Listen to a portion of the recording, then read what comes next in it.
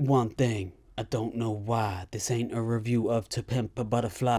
I see snap. Future career in rapping? Definitely not. So Linkin Park are here and they're back, but with some big changes. Namely, a new singer and a drummer, I believe. At this point, it's probably news to no one, but their return hasn't come with a bit of controversy.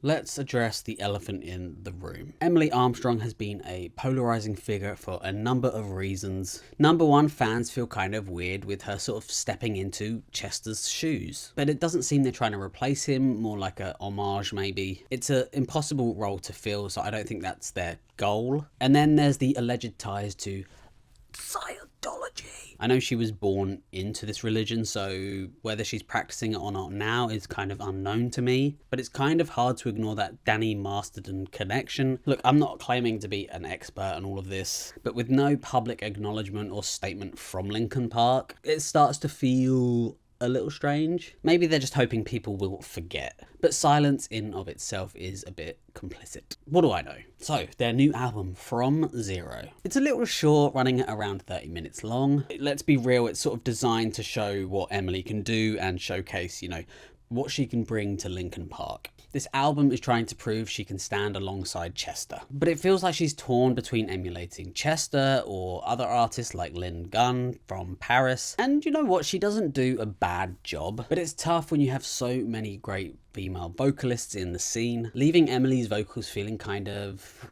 okay rather than brilliant. Nova Twins, Blood Command, Cassiette, and loads more. I guess having that church money behind you doesn't hurt. Still, there are moments where Emily's voice does kind of shine. Tracks like Heavy as the Crown bring this really nice Linkin Park sound. Thick and crunchy nu metal guitars come through in the chorus, with Mike Shinoda throwing down some pretty, respectable raps. Emily's vocals here really cut through when things start to get heavy.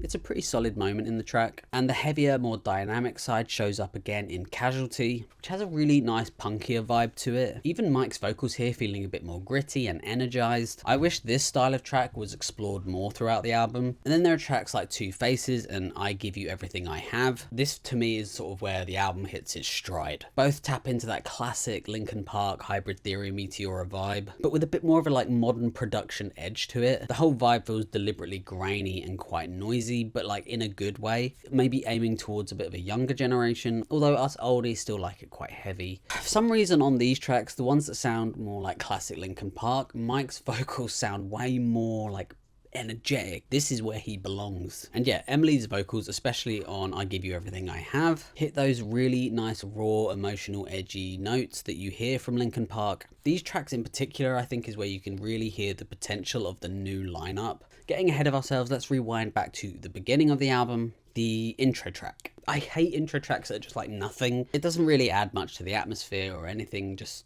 a bit of filler. I feel like a good intro should sort of set the tone or the theme, but kind of does neither, so just leave it out. Thankfully though, it leads into Emptiness Machine, which is much better. It feels like it's trying to ease long-term fans into a new era, slowly giving you the music, Mike, and then Emily. It's okay. It's not my favorite on the track, but I do feel it growing on me with time. And then it's completely ruined for me by the next song. Everything about it feels kind of off. It sounds like it was recorded in a cardboard box. Everything is uncomfortably close. Emily's lyrics come across as slightly cheesy. Easily one of the weakest songs here. And then there's Over Each Other, which I actually quite liked. It leans into that early 2000s symphonic nu metal sound, with Emily sort of delivering a softer, more emotional performance. The melody's quite catchy, it's slightly memorable, and while it is a slower track, it feels deliberate. Adds a nice balance to the album, My December or something. Sadly, it's followed by another So Long, which is completely forgettable. Aside from the last minute or so, which is kind of decent, Mike's vocals here feeling kind of boring and everything just kind of falls flat. Last couple of tracks on the album now, starting with Stained. For a minute there, I thought we were getting some techno and I was like, hell yeah, but unfortunately, no.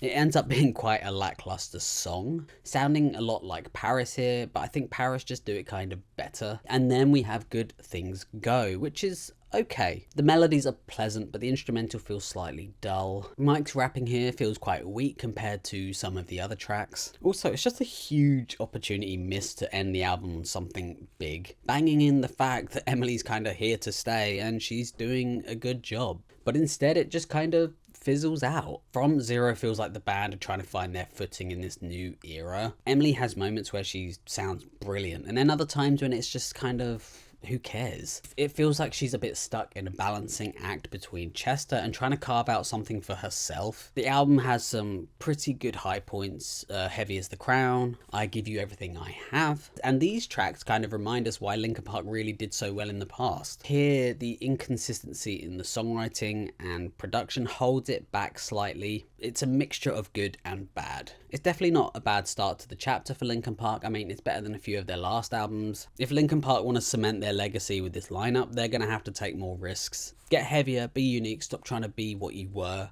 But with all of that, I would probably give this album a 6.5 out of 10. Thank you so much for watching. I hope you enjoyed my review. Feel free to leave a comment, like, subscribe, tell me what you would like to hear next. And yeah, hopefully see you on the next one. Goodbye.